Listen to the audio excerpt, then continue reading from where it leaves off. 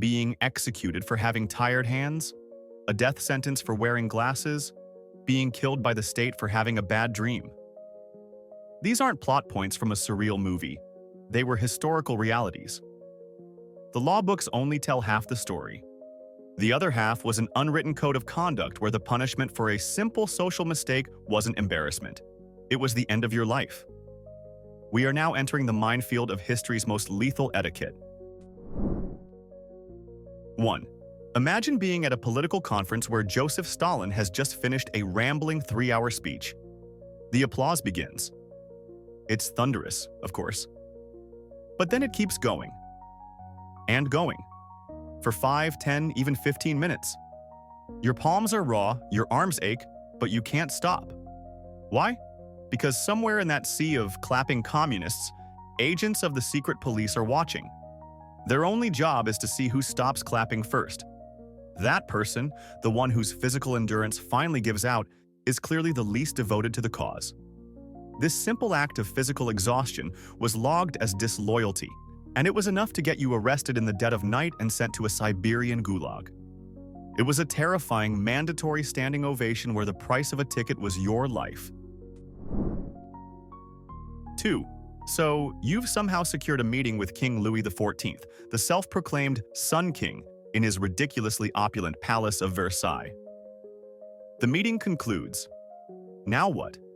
You can't just say, "Thanks for your time," and walk away. That would mean turning your back on him, an unthinkable act of disrespect. The only acceptable way to leave his presence was to walk backward, bowing intermittently, until you were completely out of the room. This required immense spatial awareness, as you navigated priceless furniture and other bowing sycophants without looking. A trip, a stumble, or a clumsy turn could be interpreted as a grave insult to the man who believed he was the literal center of the universe. In his court, bad coordination wasn't just embarrassing, it was potentially treasonous. 3. In most societies, wearing glasses is a sign that you need help seeing. But in Cambodia, under the tyrannical Khmer Rouge regime in the late 1970s, it was a death sentence. Pol Pot's fanatical ideology, known as Year Zero, aimed to purge the country of all modern and intellectual influences to create a primitive agrarian utopia. Their method was to murder anyone deemed an intellectual. And how did they identify these enemies of the state? It was terrifyingly simple. If you spoke a foreign language, had soft hands, or wore glasses, you were marked for death. A piece of medical equipment designed to bring the world into focus became a symbol that instantly condemned you as a threat. It's a chilling reminder of a time when the simple act of having poor eyesight made you a political enemy. 4. We've all had to fake a laugh at a boss's terrible joke. Now, imagine your boss is the Roman Emperor Caligula, a man whose sanity was, let's say, questionable, and whose favorite hobby was random executions. When Caligula delivered a punchline, you didn't just laugh, you performed. You had to produce the most convincing, side-splitting, tear-inducing roar of laughter you could muster, even if the joke was painfully unfunny. A weak chuckle or a delayed reaction wasn't just awkward, it was a personal slight against the emperor's comedic genius. And for Caligula, any perceived insult was justification enough to have you dragged away and killed on the spot.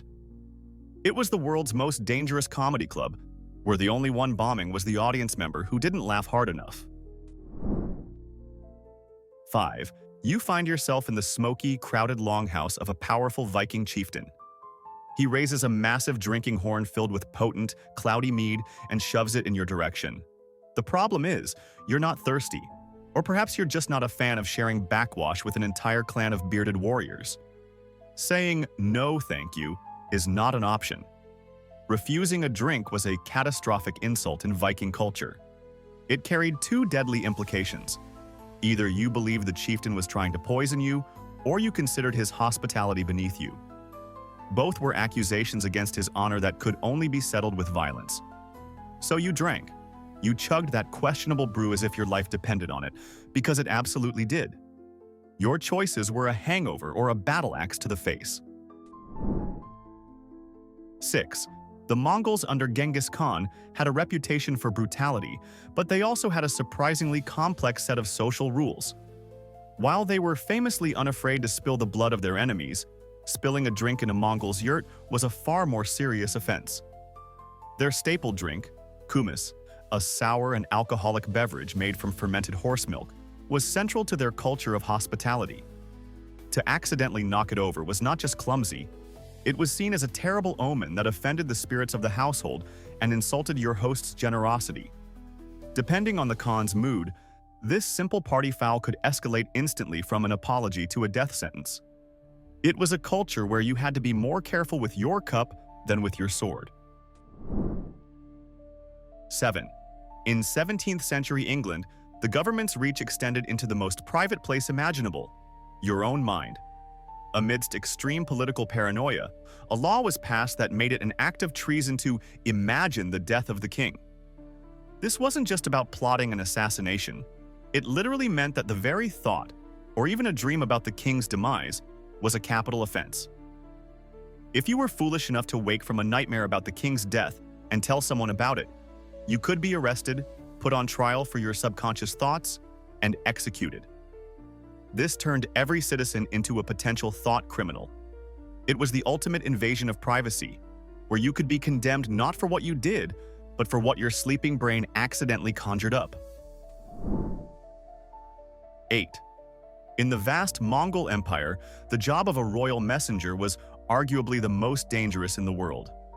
While bringing good news to Genghis Khan could result in great rewards, being the bearer of bad news was a certified death sentence. Khan operated under a bizarre and terrifying logic. If he killed the person who told him about a lost battle or a failed siege, perhaps the event itself could be symbolically erased. Messengers carrying reports of defeat knew that their journey's end would likely be their own. This created a system where information was either heavily censored or delivered by someone who had already accepted their fate. The phrase, "don't shoot the messenger," clearly hadn't reached the Mongol steppe, where it was less of a suggestion and more of a standard operating procedure. 9. In ancient Rome, fashion could be a fatal misstep, especially if you had a thing for purple. We're not talking about any old lavender, but Tyrian purple, a dye so obscenely expensive it was worth more than its weight in gold. To produce it, tens of thousands of sea snails had to be crushed for a single garment, making it the ultimate status symbol. This color was so exclusive that it became synonymous with the emperor himself. Only he could wear a solid purple toga. If some wealthy senator decided he was fabulous enough to rock the same outfit, it wasn't seen as a fashion faux pas. It was a direct political challenge. It was the ancient equivalent of walking into the Oval Office, sitting behind the desk, and putting your feet up. The punishment wasn't a slap on the wrist from the fashion police. It was execution for treason. 10. If you ever find yourself in Thailand, be very mindful of your feet. In Thai culture, the head is considered the most sacred part of the body, while the feet are the lowest and dirtiest. Pointing your feet at someone is the height of disrespect. But pointing them at a sacred object, like an image of the Buddha, or worse, at the king, that elevates a simple act of bad manners into a potentially capital offense. It's an insult of such magnitude that it can be interpreted as a malicious attack on the nation's spiritual and royal foundations. For centuries, this rule was enforced with deadly seriousness. So remember, while you might use your feet to walk, in Thailand, you better watch where you're pointing them, or you might not walk away at all. 11. Everyone knows the ancient Egyptians loved their cats, but this was far more than a simple affection for furry companions. Cats were considered divine beings, earthly manifestations of the goddess Bastet. They were protected by a religious law that was absolute. The penalty for killing a cat, even accidentally, was death. Imagine a chariot driver swerving and hitting one by mistake. There was no, "it was an accident" defense. Often, the driver wouldn't even make it to a trial. An enraged mob of citizens would descend upon them and carry out the sentence right there on the street. It was a world where taking the life of a sacred feline was considered a more heinous crime than killing a person from a neighboring country. 12. When visiting a Mongol yurt, the single most important rule was this: do not, under any circumstances, step on the threshold. To us, it's just a piece of wood at the bottom of a doorway. To the Mongols, the threshold was a sacred space, the home of the family's guardian spirits. Stepping on it was a profound act of disrespect, like spitting on a family's altar. It was a direct insult not only to the host, but to the spiritual protectors of his home. Foreign envoys and guests were explicitly warned about this rule, because breaking it, even out of ignorance, could have fatal consequences. Depending on the host's temper, this one clumsy step could be your very last. It's a stark reminder that sometimes the biggest dangers are hidden in the smallest customs. 13. The phrase, "no honor among thieves," is a complete lie when it comes to the golden age of piracy. Pirates were criminals, yes, but they lived and died by a strict code of conduct known as the ship's articles. This was their constitution, and one of its most sacred tenets was that you never, ever steal from a fellow crewmate. They were a brotherhood of outlaws, and betraying that trust was the ultimate sin. If you were caught pilfering from another pirate's share of the plunder, the punishment was swift and brutal. You might be marooned on a desolate island with a single pistol and one bullet, or simply find a cutlass lodged in your gut. They could steal from the entire world, but stealing from each other was a fatal mistake. 14. Serving in the army of Vlad the Impaler, the real-life inspiration for Dracula, was a terrifying prospect. He was a man obsessed with absolute order, control, and discipline, which he enforced with sadistic creativity. He demanded that his soldiers be immaculate at all times. If a soldier was found with a dirty or torn uniform, Vlad didn't just give him a stern lecture. He saw it as a sign of moral decay and a weakness in his army. His solution was typically gruesome. The offending soldier could be publicly impaled on a massive wooden stake as a terrifying lesson to the others. Keep your uniform clean, or you will become a permanent, agonizing piece of landscape art. It was perhaps the most extreme dress code violation in military history. 15. In Imperial China, making eye contact with the emperor was like staring directly into the sun. Both were considered blindingly powerful and incredibly dangerous. The emperor was not just a ruler. He was the Son of Heaven, a living deity whose divine nature made him too sacred for common mortals to look upon directly. To meet his gaze was an act of shocking arrogance. It implied you saw yourself as his equal, a direct challenge to the entire cosmic order. The proper etiquette was to keep your eyes fixed on the floor in his presence, a gesture of submission and reverence. Daring to look him in the eye was a quick way to be accused of treason and lose your head for your impudence. 16. In medieval England, going for a walk in the woods could get you executed. The king's royal forests were not public parks. They were his private, jealously guarded hunting preserves. The animals within, especially deer and wild boar, were considered the king's personal property. If a starving peasant was caught poaching a deer to feed his family, he wasn't just treated as a common thief. He was seen as stealing directly from the king, an act of high treason. The punishment was carried out by foresters who acted as judge, jury, and executioner. A poacher could be blinded, have his hands cut off, be castrated, or simply hanged from the nearest tree, no trial necessary. It was a brutal system where the life of a deer was valued far more than the life of a commoner. 17.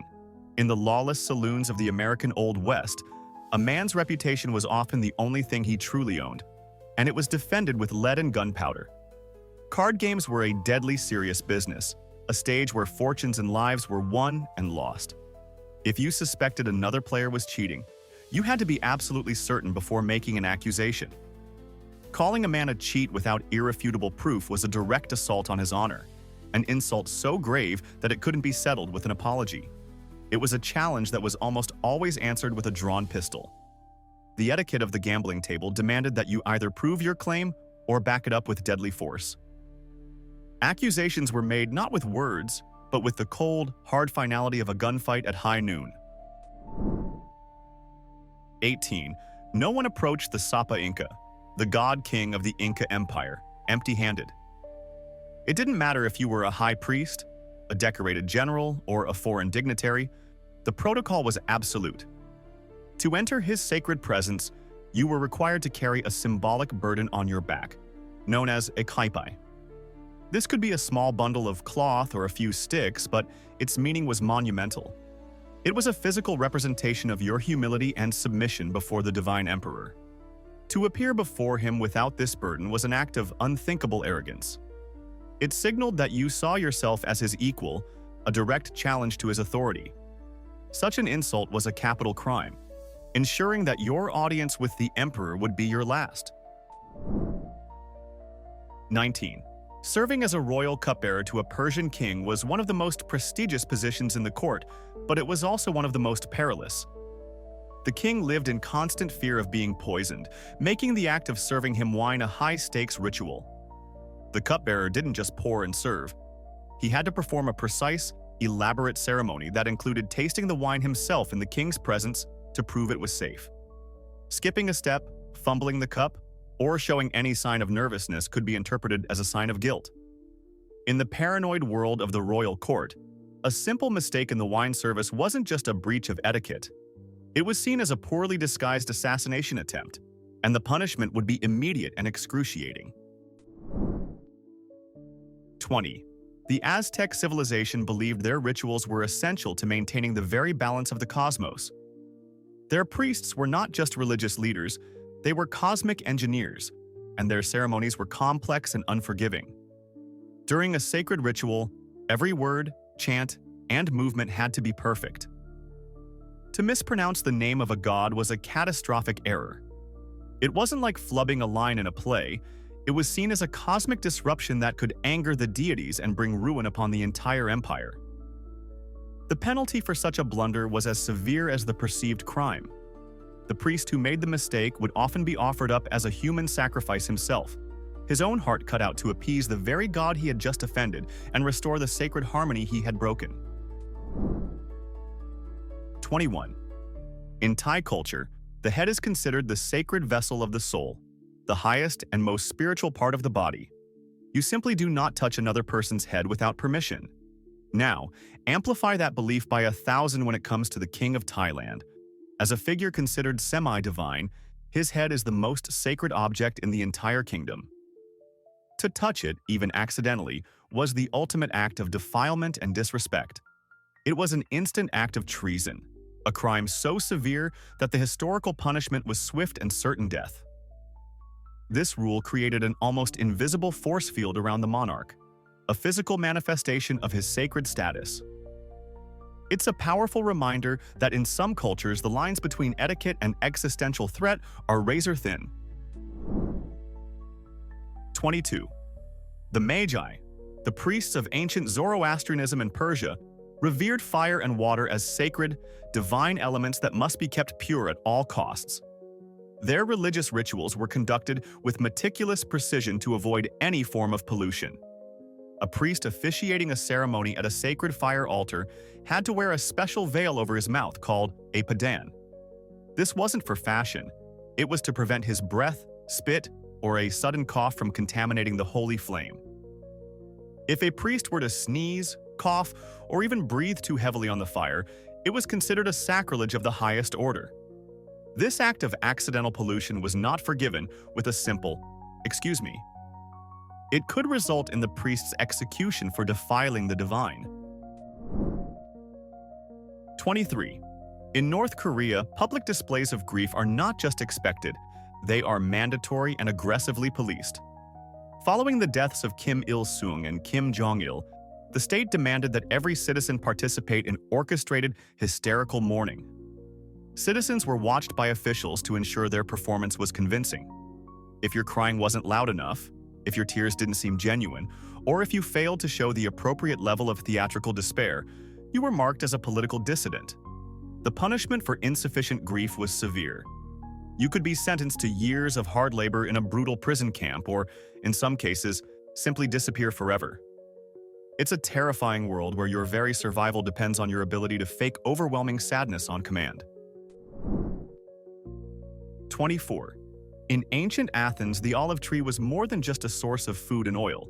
It was a sacred gift from the city's patron goddess, Athena. The original olive tree she was said to have planted on the Acropolis, and all the trees propagated from it, were considered divine property. They were protected by law and religious taboo. To cut down or even damage one of these sacred trees was not just vandalism, it was a crime against the gods and the state itself. The penalty was death.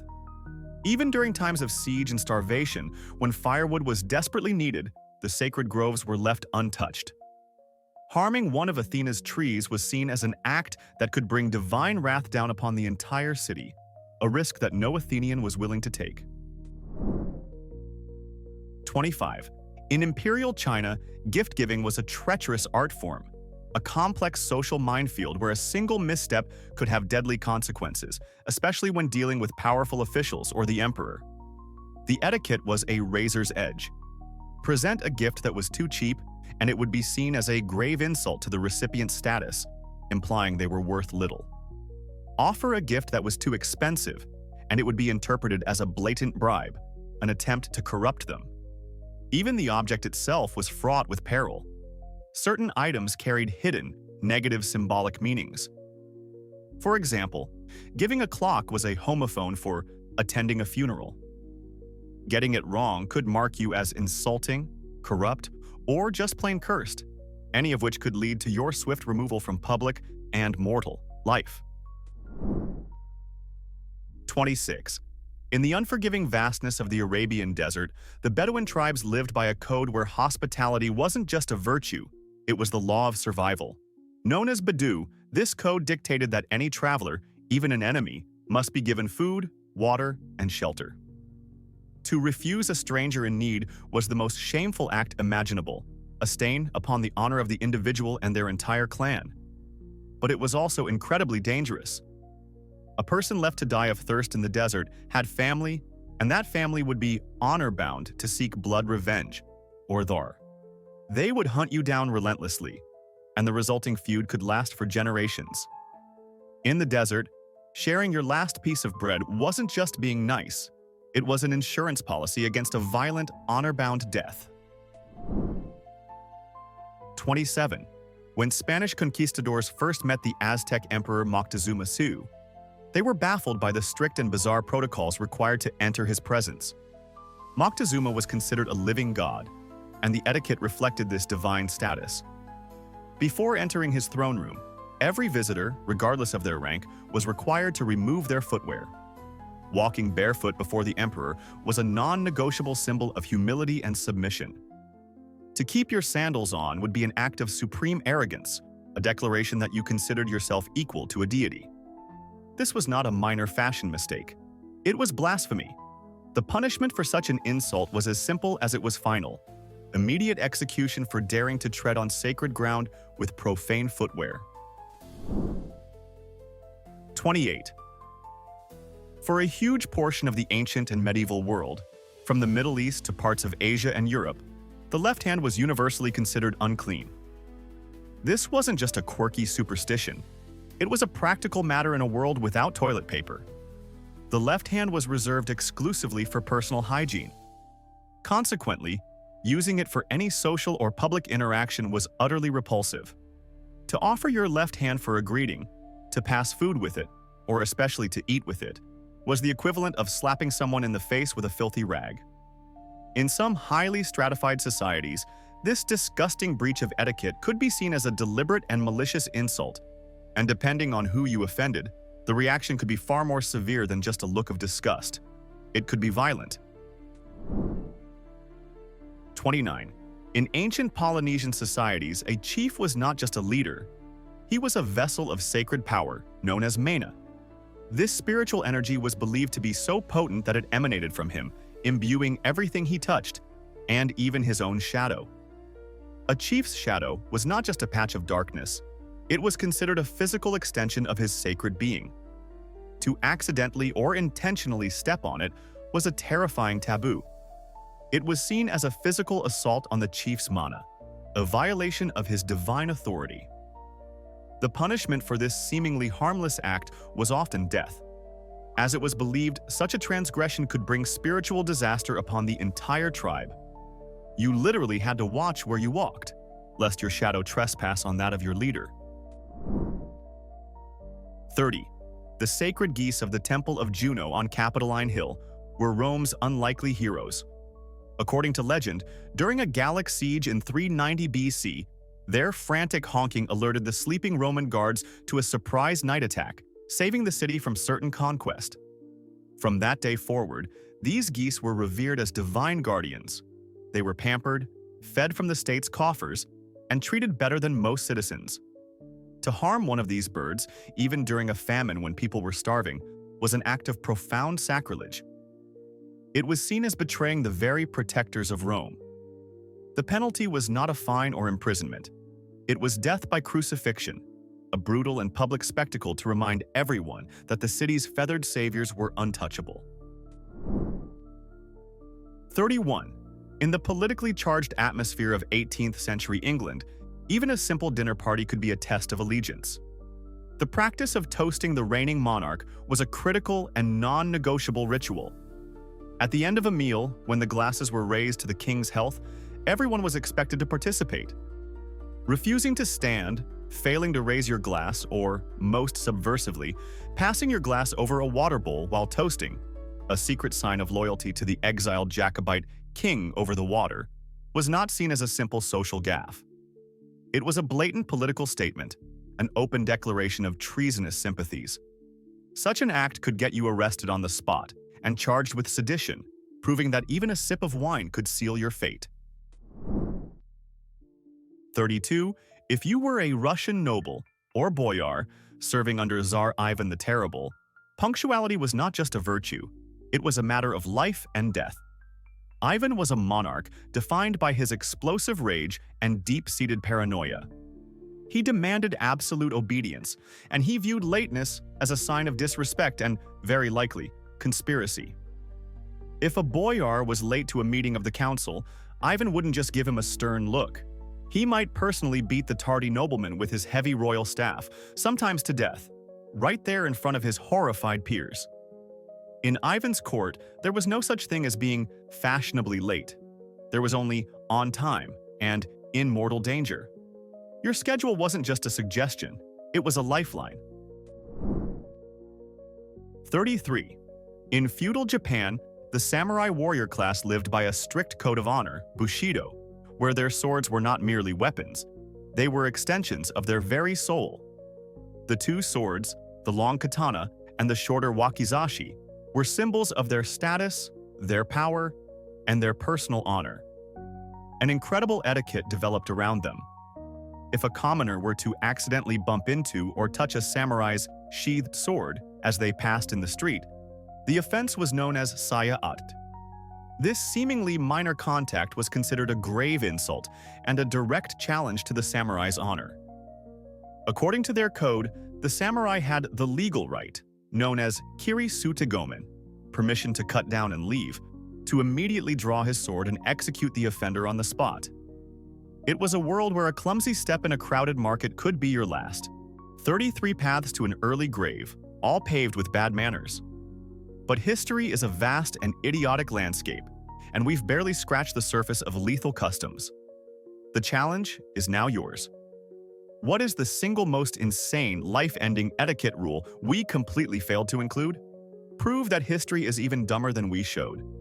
If this journey into fatal faux pas earned your approval, destroy the like button and subscribe for more dives into historical madness.